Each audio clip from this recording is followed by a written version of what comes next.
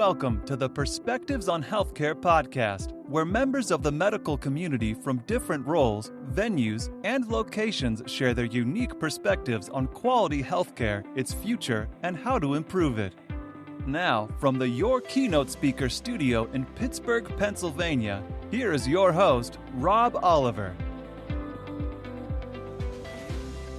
Welcome and thank you for being with me today.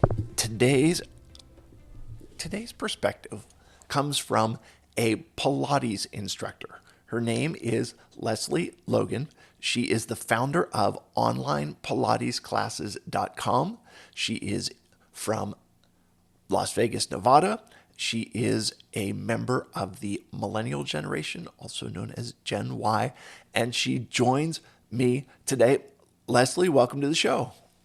Hi, thanks for having me, Rob. I'm excited to be here. Yes, us elder millennials, we're a unique group. Yeah, it's kind of weird to me. Millennials are one of the few groups that actually gets divided into, like, there's Gen Y.1 and Gen Y.2. Go figure that I'm a Gen Xer and there's no differentiating with us. We all get lumped in together.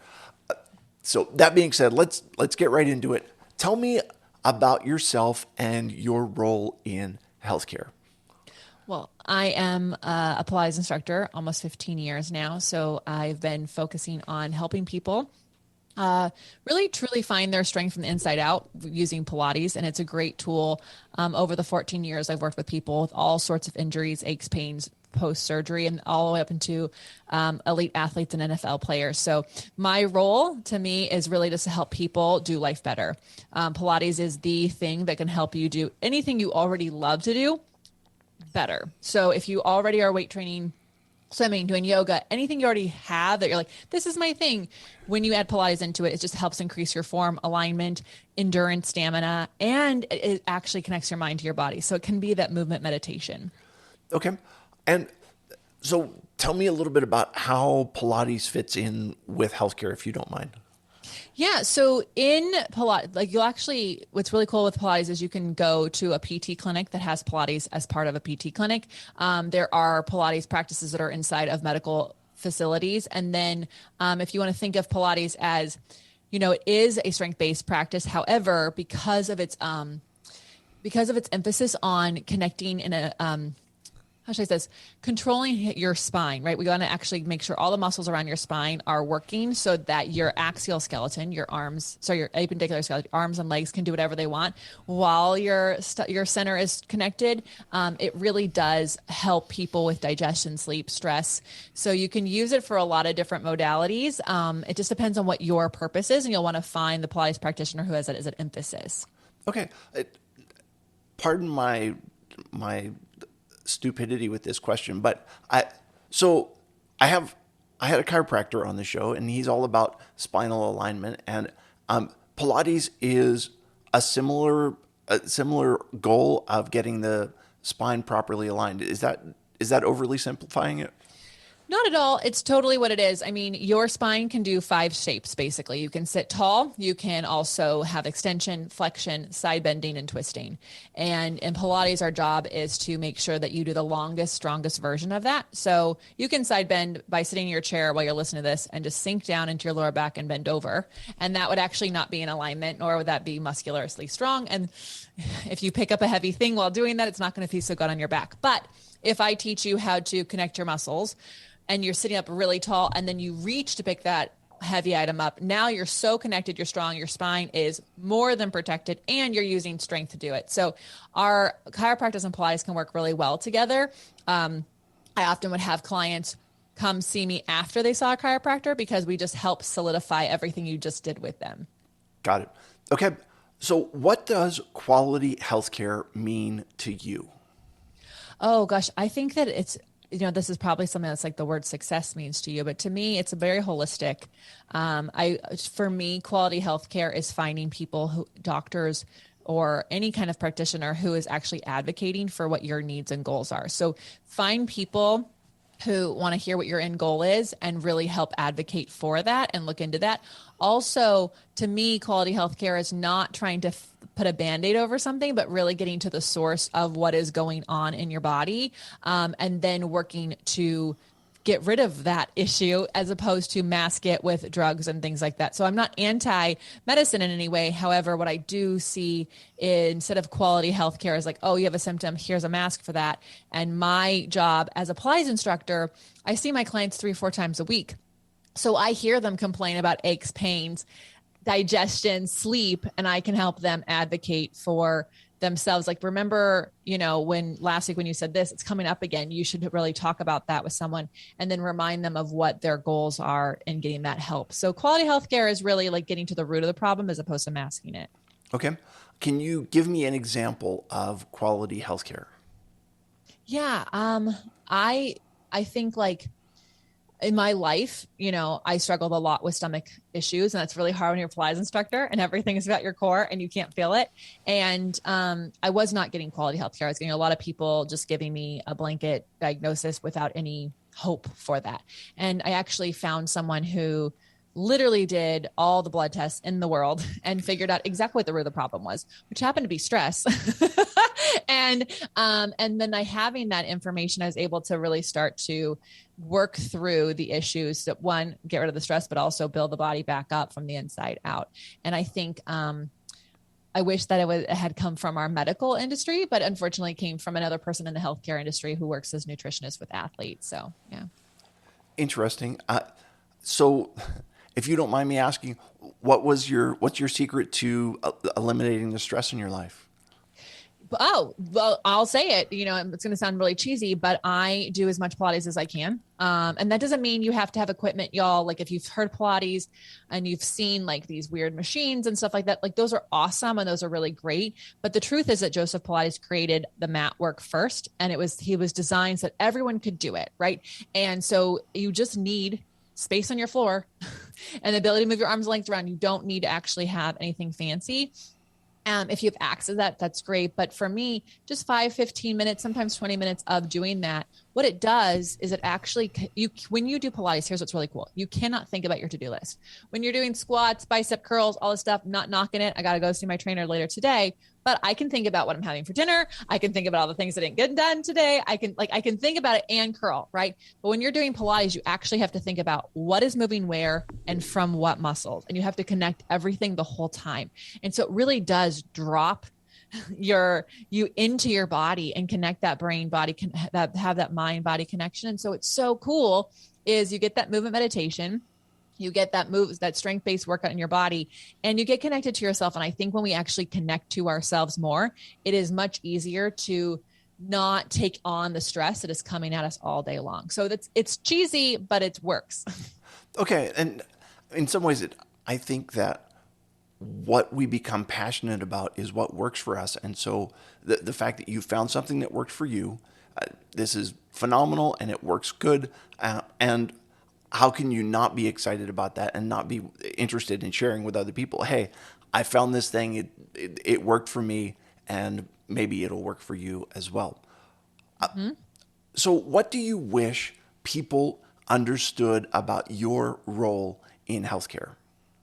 Oh, I wish that more people would see Pilates instructors before they need surgery.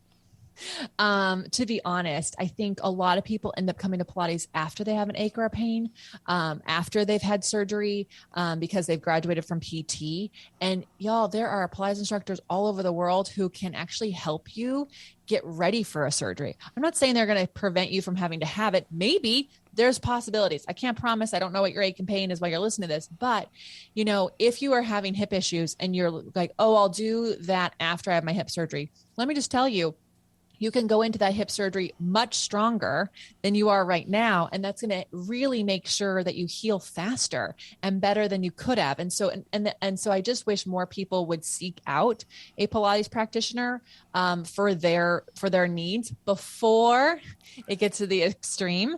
And that does require being aware that, oh, I've had this ache and pain for a really long time. Yes, it does. It does require a little bit of research. However, it can really make the difference between a quick result, quick healing, and a better life after the surgery that you're about to have than otherwise. You might end up actually ruining the other hip while you're waiting. Okay. It is so interesting to hear you say that, kind of not as a substitute for, not as preventative, but as preparation for it. Is that what I'm hearing you say? Yeah. I mean, Pilates can absolutely be preventative, but I think, it's sometimes the prevention should have been 10 years ago, not 10 days ago. Right. So, if we get to a point where like that is a thing that you have to go through, which I've had to do surgeries and like, they're not fun for anyone, but, if you can go in as strong as possible, it just makes the biggest difference between your healing and how you feel when it's over and what your next stage is going to look like. Okay. Makes a lot of sense. What excites you about the future of healthcare?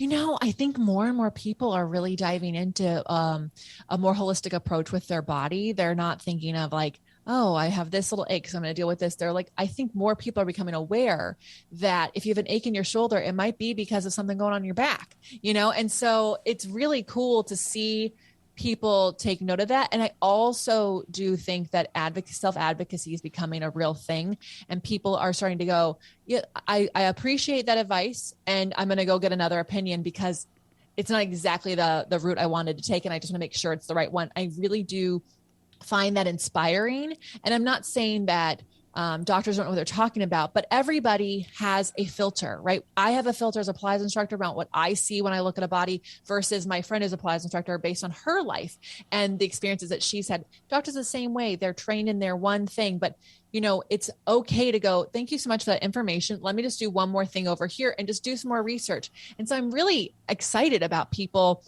getting more involved in their own healthcare and what they want it to look like. And I think that just actually challenges all of us to step up a little bit differently and explain our answers and why we want to do what we want to do with somebody. Whether or not they want to do that with us is fine. But like, I think it just makes us all be better in our profession. It's funny to hear you say that. And I mean it from this perspective. When I was a kid, back in the Stone Ages, you went to the doctor and you just took what the doctor said as gospel truth because they know and you don't. Whereas today, information is so readily available, and you can Google something and you can find out information. Whatever it is, there's a way to get more information. And I think what you're saying about self-advocacy, where you become part of the process, and it's not just going to the doctor and giving the doctor kind of carte blanche for your life to say, okay, whatever the doctor says, they're the doctor, they know best, I'll just do that. To say, okay, let me just double check and make sure that what they're saying is something that works for me, or maybe there's something else out there. And this is, someone made this statement that when you're a hammer, all of the world looks like a nail. And so sometimes I think what I'm hearing you say is when a doctor is trained in a certain specialty, that they see the mode of treatment as being as fitting within the specialty that they've been trained in. Is that what I'm hearing you say? Yeah. I think that's exactly it. And I think, they call it a medical practice, and I think we forget that. And I think I definitely, I never saw myself challenging a doctor until I wasn't getting help, and it was exacerbating the problem. And because they were stressing me out. And I think like what I discovered is that they're doing the best they can with what they know. They're a human being just like the rest of us. And so their education depends on where they went to school and what they learned and what they focused on, and also how they hear you. And if you're explaining your symptoms the way that they understand, and so I think sometimes, as non-doctors, it can be really easy to go, I have this, I'm really tired, but like, actually you might be lethargic, and there's a difference. And if you don't use that right word, they're going to treat you as a different thing. And so I'm not saying that they're wrong ever or always. It's just that like, if that answer does not fit what you feel is exactly what you wanted to go through, it's okay to go, hey, you know what? Thank you so much. I'm going to have one more person take a look at this, and I'll get back to you with my options. And I hope that, and I think that more and more doctors are starting to understand that. I have a friend who teaches self-advocacy, and she's like, we really should be calling them clients as opposed to patients. And these doctors are like, they're a business that we're going to, really. And so like they are someone who is definitely more knowledgeable in that area than I am, but it doesn't mean that you don't know your body.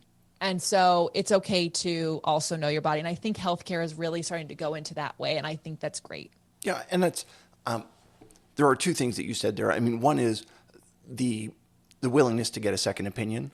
And of course, I'm a dad, and there's a dad joke that goes with that, in which I went to the doctor and the doctor said I was overweight. I said I wanted to get a second opinion, and he said, "You're also ugly." So that was his second opinion. But the other piece that goes with that is what you were talking about, where patients being seen as clients or customers. Okay, yeah. Because when you're looking at them as customers have a choice of where they receive services. And if they're not receiving the services and that they want from you, or they're not satisfied with the services, they can go elsewhere to get those needs met. And I think that what your friend is teaching is spot on, and it's something that I share with medical professionals as well. What is one thing medical professionals can start doing today to improve the quality of healthcare? And you're not allowed to send people to Pilates. I think just listen, look them in the eyes. First of all, that is, people want to feel seen. And if you look them in the eye and you say, and you actually hear them and say, "What I'm hearing you say is this," that takes 10 extra seconds. And it at least lets them know that everything that they said, you heard, you can repeat it back, makes them feel seen. It makes them feel more comfortable, because no one actually wants to go to the doctor. It's not like when you go to the doctor, it's like you're going to get it's like a good thing. Usually you're going because something is wrong. And so if you at least look people in the eye and say, "What I hear you say is this. Did I miss anything?" You're going to make people feel so much more comfortable and confident with you, because so few people are doing that. And that's a shame. I really wish that was kind of the training, and when they say this, your response is, and what I'm hearing you say is, but truthfully, I mean, most doctors, when I go, they're looking at their chart, they're writing notes, they're not even looking up, and they're like, "Okay, so here's the test you need to go take." And it's like, why do I need to take that test? Did you hear when I said this? You don't know. And so you feel very uncertain. So I think if they just did that, and then send them into Pilates.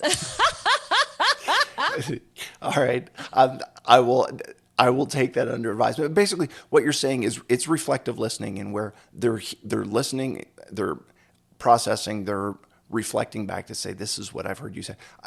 Listen, Lesley Logan, thank you so much for being with me today. I really appreciate you sharing your perspective on healthcare. Thanks for listening to Perspectives on Healthcare. Visit perspectivesonhealthcare.com to learn more about Rob Oliver, or to subscribe so you never miss an episode. If this podcast was valuable, we'd appreciate a review on iTunes. Or if you tell a friend or coworker about the show, that would be helpful too. Join us again next time for more Perspectives on Healthcare.